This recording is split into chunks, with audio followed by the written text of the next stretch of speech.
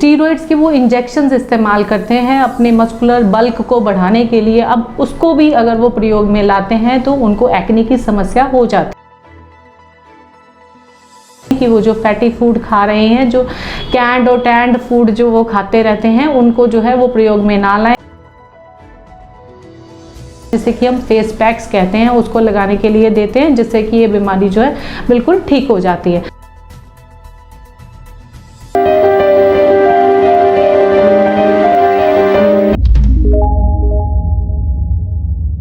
नमस्कार, मैं doctor Jeevan Jyoti, senior consultant doctor Sharda Ayurveda Ludhiana से। आज हम बात करेंगे एक्ने के बारे में। एक्ने, जिसको कि हम कील मुहासे के नाम से जानते हैं, अक्सर जो है 11 साल से लेकर ये 30 साल की उम्र में किसी भी, चाहे वो मेल हो चाहे वो फीमेल हो, दोनों में देखने को मिलता है। होता क्या है, जो हमारे हेयर फॉलिकल्स रहते हैं उसकी जो ग्रोथ, जहाँ से ये हेयर फॉलिकल्स निकल रहे हैं उस जगह पर या साथ में ऑयल सिक्रीशंस और जो हमारी डेड टिश्यू है, इस दोनों की कॉम्पोजिशन से या इन दोनों के मिक्सचर के कारण जो है फॉलिकल जो है, जहाँ से हेयर फॉलिकल निकल रहा है उस जगह पर बिल्कुल एक कॉमोडोन्स जैसा या एक मुहासा बन जाता है। अब ये मुहासे किस प्रकार से होते हैं, इसको मेडिकल साइंस में कॉमोडोन्स के नाम से जाना जाता है। अब ये कॉमोडोन्स क्या हैं, ये कई बार क्या रहते हैं, वाइट हेड्स के नाम से इनको कहते हैं कि इनका जो है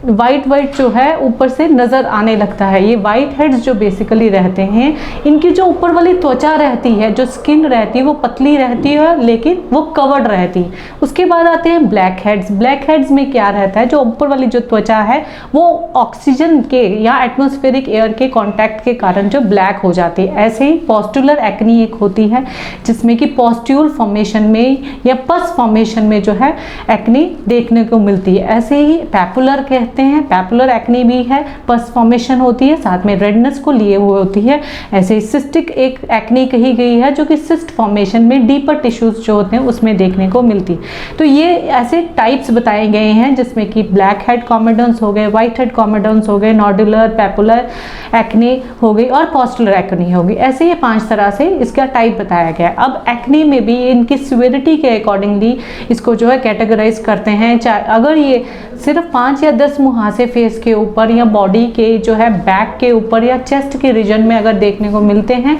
तो इसको माइल्ड एक्नी कहते हैं। उसके बाद जैसे जैसे 15 से 20 में हो जाते हैं तो इसको मॉडरेट कहते हैं। अगर ये बहुत ज़्यादा त्वचा को खराब करने लग जाते हैं तो ये सीवियर एक्नी कही जाती है। अब एक्ने में हम इसके कारणों को जाने तो स्पेशली देखा गया है हमारी मेडिकल साइंस में, हेरिडिटरी भी इसमें बहुत मुख्यतः कारण रखती है। हेरिडिटरी का मतलब ये रहता है, कई बार जो है पेशेंट के जो है फैमिली मेंबर्स में ये टेंडेंसी रहती है, उनको जब युवा अवस्था रहती है, जब वो प्यूबर्टी में जाते हैं, तब उनको एक्ने बहुत ज़्यादा सीवियर फॉर्मेशन में उनके पेरेंटल्स में, चाहे वो मदर हो चाहे वो फादर हो, उनमें देखने को मिलती है। तो ये ही चीज़ जो है बच्चों में देखते हैं। उसके बाद क्योंकि ये एज जो है मेंस्ट्रुअल साइकिल को जो है उत्पन्न करने वाली रहती है, इसीलिए फीमेल्स में अक्सर ये एक्ने की समस्या जो है इस एज में देखते हैं हम। साथ ही साथ कुछ कॉन्स्टिपेशन जो है बहुत ज़्यादा मुख्यतः इन ऐसे बच्चों में देखने को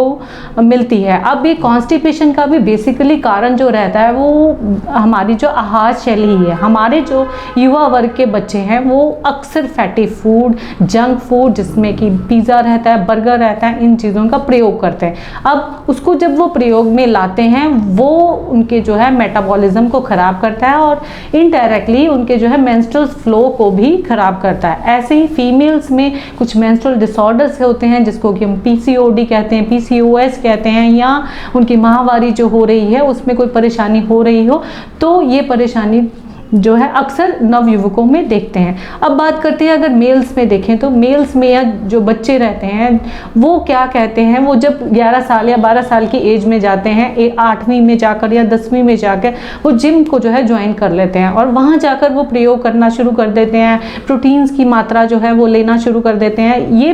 प्रोटीन ही जो है उनके अंदर जाकर उनके मेटाबॉलिज्म को ख़राब करने लग जाता है और ये प्रोटीन इनटेक ही कई बार जो है काफ़ी समस्या एक्ने की उत्पन्न कर देता है। उसके बाद कई बार जो है मेडिकल साइंस में ये भी कहा गया है कि कई जो बच्चे जो है during their gymming they go for steroids also, steroids के वो इंजेक्शंस इस्तेमाल करते हैं अपने मस्कुलर बल्क को बढ़ाने के लिए। अब उसको भी अगर वो प्रयोग में लाते हैं तो उनको एक्ने की समस्या हो जाती। ये कुछ कारण है मेडिकल साइंस में जिनको जो है अक्सर हम अपने पेशेंट्स में देखते हैं, कोरिलेट करते हैं। लेकिन कई बार हमने ये भी देखा है कि स्ट्रेस फैक्टर जो है वो भी ऐसे युवा वर्ग में देखने को मिलता है कि जो स्ट्रेस है, चाहे वो पढ़ाई का हो, चाहे उनको बाहर कोई एक्टिविटी का हो, ऐसे स्ट्रेसफुल बच्चों में एक्ने की समस्या देखने को मिली है। अब उनको जो है ट्रीटमेंट में कैसा ट्रीट अक्सर वो लोग करते हैं और उनके आहार शैली को कैसे अगर हम आयुर्वेद में उसको बदला जाए और उनको जो प्रमोट किया जाए ताकि वो एक्ने की समस्या को ठीक कर सके। तो अक्सर उनको जो है फेस को साफ करने के लिए कहा जाता है कि कुछ फेस वॉश का इस्तेमाल करने के लिए किया जाता है और कुछ रिसोर्सिनॉल जैसी कुछ और बेंजोइल पेरोक्साइड जैसी कुछ ऑइंटमेंट्स हैं जिनको लगाने के लिए उनको फेस पर या उनकी जो त्वचा पर जहाँ भी हो, चाहे वो चेस्ट पे हो, चाहे वो बैक पे हो, एक्ने वहाँ पर लगाने के लिए दी जाती है। अगर हम आयुर्वेद में इसको समझे तो एक कफ और पित्त से रिलेटेड ऐसा रक्त को या खून को दुष्टि देने वाला या खून की जो है गंदगी को दर्शाने वाला रोग है जिसके कारण जो है ये रोग उत्पन्न हो जाता है। अब उसमें हम अक्सर जो है इन्हीं को ट्रीट करते हुए कुछ ऐसी कटु औषधियाँ जहाँ जैसे कि कड़वी औषधियाँ उसका प्रयोग करने के लिए रोगी को कहते हैं, क्योंकि ये जो समस्या है अक्सर प्यूबर्टी में आती है जब पेशेंट जो है उसके मेंस्ट्रुअल साइकिल में, चाहे वो फीमेल्स हो या मेल्स हो जिसके टेस्टोस्टेरोन लेवल्स बढ़ रहे होते हैं या उनकी जो ग्रोथ हो रही होती है उस टाइम ये होता है, तो हम उसको मैनेज करने के लिए ज़रूर देते हैं। और साथ में हमारे युवा वर्ग को ये समझाते हैं कि वो जो फैटी फूड खा रहे हैं, जो कैंड और टैंड फूड जो वो खाते रहते हैं, उनको जो है वो प्रयोग में ना लाएं। जितने भी ये पिज़्ज़ा बर्गर हैं उनका जो है त्याग करें और साथ ही साथ जब भी वो जिमिंग करते हैं उनको अपनी ही मेटाबॉलिज्म को इम्प्रूव करके ही कुछ भी और डॉक्टर की सलाह पर ही कोई अगर प्रोटीन इनटेक लेना है तो लेना चाहिए, क्योंकि ये उनकी मेटाबॉलिज्म को ख़राब करता है और आगे जाकर एक्ने की समस्या को उत्पन्न करता है। तो इन चीज़ों को अभी हम ध्यान रखते हैं कि पेशेंट को ज़रूर बताया जाए। उसके बाद पेशेंट को ये ज़रूर कहा जाता है कि वो अपने फेस की जो है केयर ज़रूर करे, उसको पानी जो सादा एक पानी रहता है उससे जो है उसको प्रयोग में लाए, 1 या 2 बार ज़रूर करें। अगर डस्ट के कारण या कॉस्मेटिक का प्रयोग जैसे फीमेल्स या जो लड़कियां रहती हैं वो कर रही हैं, उनके बारे में जानकारी दी जाती है कि वो अगर उनकी त्वचा ऑयली है या बहुत ज़्यादा ऑयल सिक्रीट ऑलरेडी हो रहा है, गर्मियों में हो रहा होता है अक्सर जो कि बच्चों में, तो उनको कहा जाता है कि उसको साफ करने की कोशिश करें, कुछ ऐसे फेस वॉशेस यूज़ करें जिससे कि उनकी जो ऑयल सिक्रीशन है वो कम हो और उनकी जो भी परेशानी है चाहे उसका कारण कोई भी हो उसको टारगेट करके मेडिसिन दी जाती है और कुछ ऐसे उद्वर्तन चिकित्सा जिसे कि हम फेस पैक्स कहते हैं उसको लगाने के लिए देते हैं जिससे कि ये बीमारी जो है